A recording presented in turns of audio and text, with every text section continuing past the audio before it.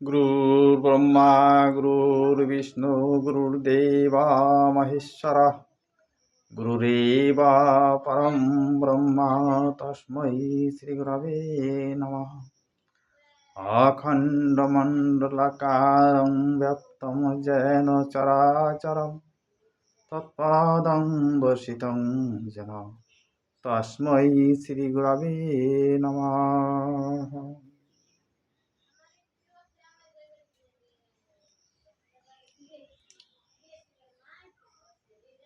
আমাদের পঞ্চম বেদ হল মহাভারত। মহাভারত গ্রন্থের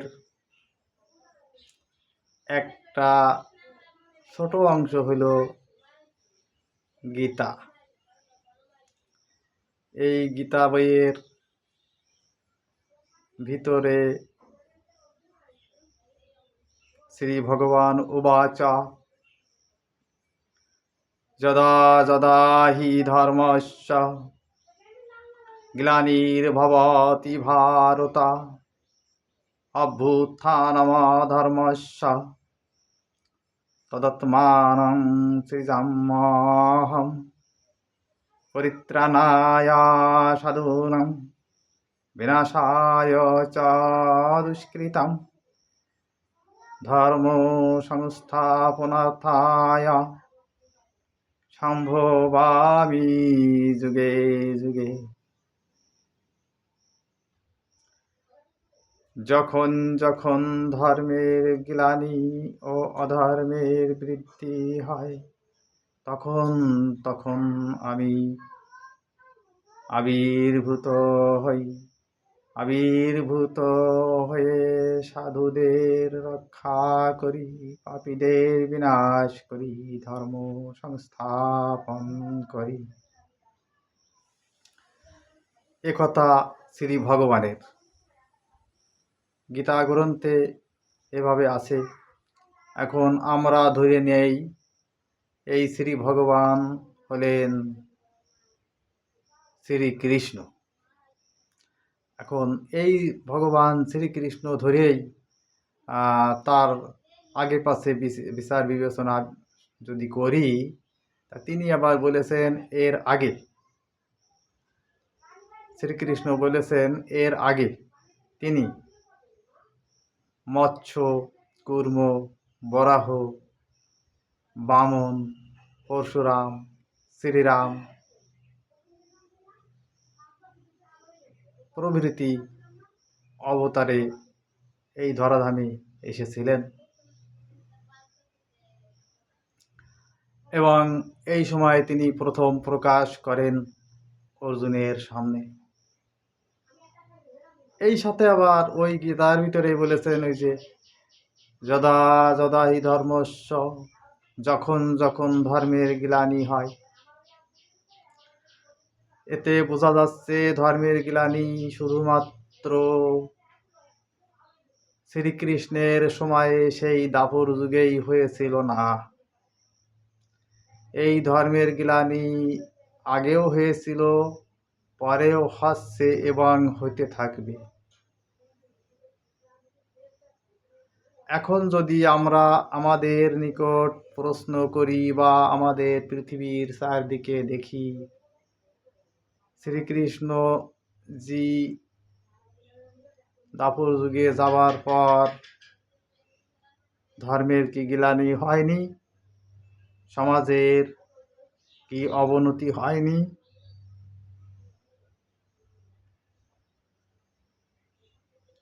নিশ্চয় হয়েছে। তাহলে কৃষ্ণ একবারই আসবেন এ কথা কিন্তু বলা নেই। উনি বলেছেন যখন যখন গ্লানি হয় ধর্মের তখন তখন আমি নিজে মায়ার মাধ্যমে নতুন নতুন ভাবে আবির্ভূত হই। এখন নতুন ভাবে যখন আবির্ভূত হবেন তখন তার গায়ের বর্ণ শ্যাম হবে কি সাদা হবে কি লাল হবে এমন কোনো কথা কিন্তু শ্রী ভগবান বলেননি বা শ্রীকৃষ্ণও বলেননি। এক শ্রেণীর বৈষ্ণব নামধারী ব্যক্তিরা বলে বেড়ায় ভগবান শ্রীকৃষ্ণই একমাত্র ভগবান, কৃষ্ণ স্বয়ং ভগবান, আর কিছু মানি না।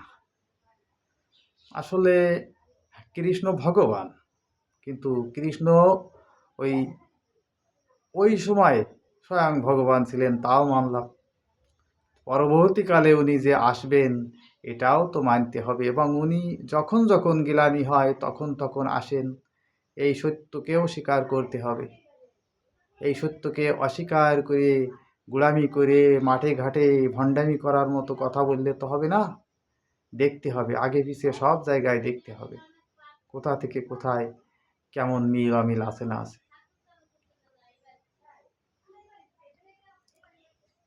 এক বাংলাদেশে এক ব্রহ্মচারী বের হয়েছেন, তার গা খালি এবং গায়ে কোনো কাপড় চোপড় নেই, এত এত মালা আর ওজন পরেছেন, মুখে দাড়ি, চাপা দাড়ি, ইয়া দাড়ি। উনি বলছেন যে অনুকূল চন্দ্রর মতামত, এরা সৎসঙ্গ, এরা সনাতনী না, সনাতনীর সাথে কোনো মিল নেই। ওরে বাবা, আচারে বিচারে ভণ্ডামি আমরা অত করে পারি না। আমরা এই সাদা মাটা সাধারণ পোশাক পরি, কিন্তু আমাদের ভিতরে কৃষ্ণ কথা আলোচনা আছে, কিন্তু ওই বিকৃত করে না। 4500 বছর আগে কৃষ্ণ যেভাবে চাইছিলেন সেভাবে হুবহু এখন নেই। এত বছরের ব্যবধানে অনেক কিছু বিকৃত হয়েছে, এটা মানতে হবে। ওই বিকৃত এটা ওটা দিয়ে ওই সব সৎসঙ্গীরা করে না। আজকের সময় পরীক্ষিত প্রমাণিত সাংবাদিকের ক্যামেরা বন্দি এবং ইতিহাস, টাটকা ইতিহাস যেটা আছে, এই বাস্তবতাকে যেটা প্রমাণ করা যায় এটা আগে মানব। ওই অতীত আমলের একটা কিছু জড়াইয়ে হইচই করে পারবো না। তবে আমরা শ্রদ্ধা করি, অন্তরের থেকে স্বীকার করি যে শ্রীকৃষ্ণ ছিলেন অতীতে। এখন শ্রীকৃষ্ণর নামে অনেক বিকৃতভাবে ভণ্ডামি চলছে, তাই এবং সমাজও ভালো অবস্থায় নেই। তাই নতুন অবতার আসার কথা আছে, ছিল। ভগবানের কথা অনুযায়ী আমরা সৎসঙ্গ করি। আমরা বাহ্যিক আচার আচরণে ওই মালা জোলা ইত্যাদি ইত্যাদি প্রয়োজন না। এইরকম একটা সাদা জামা গায়ে থাকলে আমাদের যথেষ্ট। আমাদের ধ্যান জপ অজপা সবই আমাদের অন্তরে ভিতরে অনর্গল থাকে। এভাবেই আমাদের ধর্ম। ঠাকুর অনুকূল চন্দ্র একেবারে এমনি এমনি আসেননি। ইনি অনেক অনেক অনেক মহান গবেষকের কাছে সমাদৃত, এবং ইনার পরে এখন ডক্টরেট করতে হয় বিশ্ববিদ্যালয়ে, রাঁচি বিশ্ববিদ্যালয়, ভারতে। 11-12 জন ডক্টরেট করে বের হয়েছেন ঠাকুর অনুকূল চন্দ্রের বিভিন্ন বিষয়ের পরে গবেষণা করে করে। এমনি এমনি হয়নি এগুলো। হাতি ঘোড়া যায় তল, ভেড়া বলে কত জল। ভারতের প্রাক্তন রাষ্ট্রপতি, সুপ্রিম কোর্টের বিচারপতি নেতাজি সুভাষচন্দ্র বসু, শরৎচন্দ্র চট্টোপাধ্যায়, রবীন্দ্রনাথ ঠাকুর, বাংলাদেশের শেরে বাংলা একে ফজলুল হক ইত্যাদি ইত্যাদি মানুষ তাকে কিভাবে মর্যাদা দিয়েছিলেন সেটা ইতিহাসে আছে। এই লটকা ফটকা এক একজনেই এক এক কিছু বলে জনগণকে বিভ্রান্ত করছে। ঠাকুর অনুকূল চন্দ্রের পরে ধাপ্পা দিচ্ছে। ও লোক তো দুর্বল। ঠাকুর অনুকূল চন্দ্রের প্রচারণা ওনার গায়ে জ্বালা ছুড়েছে ওই মহোদয়, ওই ব্রহ্মচারী মহোদয়। এনারা মনে হয় আত্মপ্রতিষ্ঠা এবং পিছনে কোনো বড় ধরনের ভণ্ডামি আছে বলে মনে হয়। সৎসঙ্গ ওই সব ভণ্ডামির সাথে চলে না। সৎসঙ্গ নিজের গতিতে চলে। সৎসঙ্গে আঘাত দিয়েছে, সৎসঙ্গের সম্পর্কে আমরাও জানাতে পারি বা আমরা জানি। আমরা চুপচাপ বসে থাকি না, আমাদেরও কথা আছে, আমাদের বিশ্বাস নড়ানো যাবে না। আমরা ভগবান শ্রীকৃষ্ণ, রামচন্দ্র, রামকৃষ্ণ পরমহংসদেব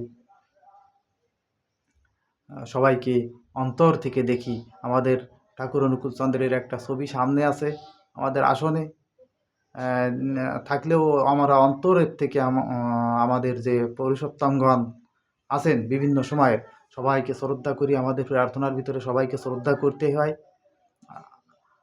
আমাদের সেই শ্রদ্ধা ভক্তি নিয়ে বলি বন্দে পুরুষোত্তম। সৎসঙ্গদের স্লোগান বন্দে পুরুষোত্তম। এর ভিতরে শ্রীরামচন্দ্র মর্যাদা পুরুষোত্তম।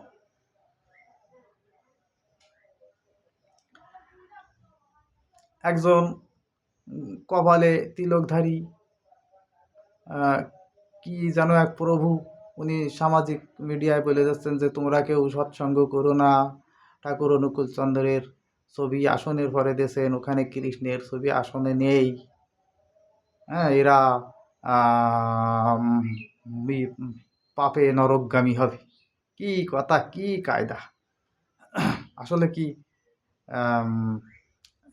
এরা তো শ্রীকৃষ্ণের ছবি তো আপনারা বৈষ্ণব নামধারী যারা দেন, শ্রীকৃষ্ণের ছবি কি ক্যামেরা বন্দি? 4000 বছর আগে কেমন ছিল কেউ কি জানেন? একটা হাবিজুবি একটা তৈরি করে নিচ্ছেন বিভিন্ন রকমের। এটা তো বিকৃত এক ছবি আপনারা ওই যে আসনের উপরে বসাচ্ছেন, এতেও তো পাপ হওয়ার কথা। যেটা দেবেন সেটা খাঁটি দিন। বিকৃত একটা আসনের উপরে দেওয়া মানে মিথ্যাকে প্রতিষ্ঠা করা। সেই সত্য যেটা আছে সেই অরিজিনাল ছবি দিন। নেই, এতদিনে ইতিহাসের সেই সত্য ছবি আপনাদের হাতে নেই। ওই বিকৃত ছবি এইরকম এত সময়ের ব্যবধানে অনেক বিকৃত কথা দিয়ে লটকা ফটকা দিয়ে মানুষকে বোঝানো হচ্ছে। এই বিকৃতি থেকে আমরা একটু সরে দাঁড়িয়েছি। আমাদের অন্তরে, আমাদের হৃদয়ে সবসময় কৃষ্ণজি বা রামচন্দ্রজি সবই আছেন। আমরাই মনে হয় তুলনামূলকভাবে ওই তা বাস্তবতায় বেশি ফলো করি। আমরা ওই অতিরিক্ত এরকম রং ঢং হয়তো করি না, কিন্তু বৈষ্ণবীয় আদর্শের ভিতরে এই আচার আচরণে অতটা না হলেও বাস্তবতায় বাস্তব চরিত্রে আমাদের আছে। এই আচার আচরণের মাধ্যমেও এক ধরনের বিকৃতি এসে গেছে। এই বিকৃতি থেকে সরে দাঁড়ানোর জন্যই স্বয়ং শ্রী ভগবান যা বলেছেন ওই গীতাতেই আছে। ওই কথা মানতে হবে। ওই কথা না মানা মানেই তো আর এক অসুর প্রবৃত্তি আপনাদের। ওই কথাকে ঢাকেন কেন? ওই কথাকে ঢেকে রেখে আবল তাবল বুঝিয়ে বেড়ান। ওই কথা অনুযায়ী আজকে আমরা সৎসঙ্গ পালন করি। আমরা অতীতের শ্রীরামচন্দ্র শ্রীকৃষ্ণজি সকল গুণাবলী, সকল পুরুষোত্তমগণকে শ্রদ্ধা করি, প্রণাম করি, হৃদয়ে ধারণ করি, লালন করি। আমাদের এই মতবাদের ভিতরে অনেক উদারতা আছে, যে জন্যে যারা সনাতনের বাইরে তাদেরকেও মানবিক দৃষ্টিভঙ্গি দিয়ে দেখি, তাদেরকেও শ্রদ্ধা সম্মান করতে জানি।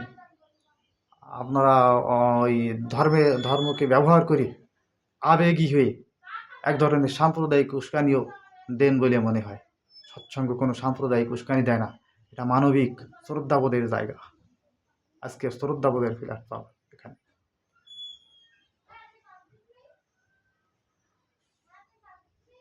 সৎসঙ্গের ঠাকুর অনুকূল চন্দ্রের ছবি দেওয়া হয় একজন মানুষ, এই ছবিটা আসনে দেওয়া হয়। এই ছবিটা এই ঠাকুর অনুকূল চন্দ্রের ভিতরে যে জিনিসগুলো, যে মৌলিক উপাদানগুলো ছিল তা তো অস্বীকার করা যায় না। ভগবান গীতায় বলেছেন, ওই গীতায় বলেছেন যে দুর্বল হওয়া যাবে না। অর্জুনকে বলা হয়েছে যুদ্ধ করো, যুদ্ধ করো, এগিয়ে যেতে হবে। এইসব মায়ামোহ এগুলো নিয়ে যুদ্ধ করা যাবে না, ধর্মযুদ্ধ তুমি কর্তৃর ছেলে যুদ্ধ করো, এইভাবে উৎসাহ দিয়েছেন অর্জুনকে। তার মানে সাধনার রাস্তায় এগোতে হবে, কোনো কিছুতে আমরা যেন দুর্বল চিত্ত না হই। একই কথার প্রতিধ্বনি শ্রী শ্রী ঠাকুর অনুকূল চন্দ্রের ছোট্ট বই সত্যানুসরণের সরণির ভিতরে আমরা প্রচুর পাই। সত্যানুসরণের সরণির ভিতরে সরল বাংলায় সহজে এক একটা বাক্য আছে, তা এক একটা বাক্যের মানে করতে এবং চলতে পারলে আমাদের অনেক কিছু প্রথমেই বলা হয়েছে দুর্বল হো না, সত্যানুসরণে, ঠাকুর অনুকূল চন্দ্রের সত্যানুসরণ, সাধনার সিদ্ধিলাভের দিকে এগিয়ে যেতে বলছেন। সাধনা সিদ্ধিলাভ মানে ওই মালা ঝুলোয় না, কিন্তু হৃদয়ে অন্তরে অজপা নাম, যোগ, ধ্যান, তপস্যা ইত্যাদি ইত্যাদি আছে। এগুলো করে সাহসী হতে হয়, বীর হতে হয়, শান্ত শিষ্ট মানসিকতায় সবই আছে। একেবারে যা তা কিছু সৎসঙ্গ নয়। এই সত্যানুসরণ বই ঠাকুর এই আমাদের মতো মাথা খাটাইয়ে দিনের পর দিন, রাতের পর রাত এত কষ্ট করে লেখেননি। ওনার মুখ থেকে এক রাত্রে শুধু বের হয়েছিল যে শব্দগুলো, সেই শব্দগুলো নিয়েই প্রথম বই হলো, এই বইয়ের নাম হলো সত্যানুসরণ। আপনারা চেষ্টা করুন, সত্যানুসরণ কোথায় পাওয়া যায় একটু খোঁজ খবর নিয়ে পড়ে দেখুন সত্যানুসরণে কি আছে। গীতায় বড় বড় মন্ত্র আছে, যতটা আছে গীতায় বড় বড় মন্ত্র আছে সংস্কৃত, ওই মন্ত্রকে ব্যাখ্যা করে বুঝবেন। বোঝার পরে একটু ধীর স্থিরভাবে সত্যানুসরণের কথাগুলো মিলিয়ে দেখেন, একই ধারার কথা, কিন্তু সত্যানুসরণে কত সুন্দর করে বুঝিয়ে দেওয়া আছে ছোটোখাটো বইয়ের ভিতরে।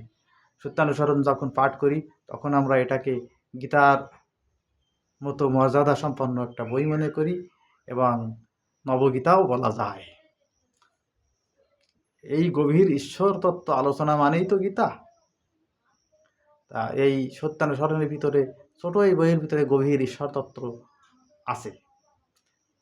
এই বইয়ের একটা কপি একজন লোক একদিন আমাদের এই বাংলা ভাষার যে বিশ্বমানের কবি, বিশ্বকবি রবীন্দ্রনাথ ঠাকুর, এই রবীন্দ্রনাথ ঠাকুরের কাছে নিয়ে গিয়েছিলেন। কবি রবীন্দ্রনাথ ঠাকুর এক একটা বাক্য পড়েন, আবার চোখ বন্ধ করেন, চোখ বন্ধ করে ভাবেন এর ওজন কত। ভাবতে ভাবতে আবার উনি ওই যে লোকটা ওনার কাছে নিয়ে গিয়েছিলেন ওই সত্যানুসরণ বই, ওনাকে বলেন এই ছেলের বয়স কত। তখন ওই লোকটা বলেন 22 বছর। রবীন্দ্রনাথ ঠাকুর তখন নিজের মাথায় হাত দেন, কি করে সম্ভব এতটুকু ছেলের ভিতর দিয়ে এত মানের কথা বের হওয়ার। এভাবে অবিশ্বাস্য হয়ে গেল রবীন্দ্রনাথ ঠাকুরের কাছে, এত অল্প বয়সে ছেলের ভিতরে এ কথা কেমনে আসে। তা ঠাকুর অনুকূল চন্দ্রও ওই রকম 22 বছর বয়সে, যেরকম বয়সে শ্রীকৃষ্ণ যুদ্ধক্ষেত্রে ছিলেন ওই রকম বয়সেই তার মুখের ভিতরের কথা বের করেছিলেন এক রাত্রে। ওইটাই সত্যানুসরণ, যার মূল্যায়ন করেছিলেন সেদিন কবিগুরু রবীন্দ্রনাথ ঠাকুর। এই কবিগুরু রবীন্দ্রনাথ ঠাকুর তার গীতবিতান বইয়ের ভিতরে একটা জায়গায় গেয়ে গেছেন, এসো হে পুরুষোত্তম, এসো এসো। ঠিক ওই রবীন্দ্র যুগেই আমাদের পুরুষোত্তম, যুগ পুরুষোত্তম শ্রী শ্রী ঠাকুর অনুকূল চন্দ্রের আগমন ঘটেছে এই ধরাধামে। এই জন্য কবি রবীন্দ্রনাথ ঠাকুর একজন ঋষি কবি। তিনি কি জানি কেমনভাবে বুঝতে পেরেছেন, কি দেখি তার মুখ থেকে বা তার অন্তর থেকে এসো হে পুরুষোত্তম এমন এমন সঙ্গীত শুরু হয়ে গেছে। তাই এই প্রকৃতির ভিতর দিয়ে কিছু আগাম ইঙ্গিত থাকে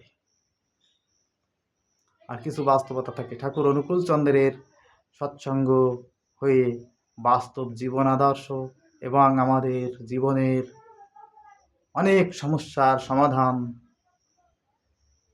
নিয়ে এগোতে হয়।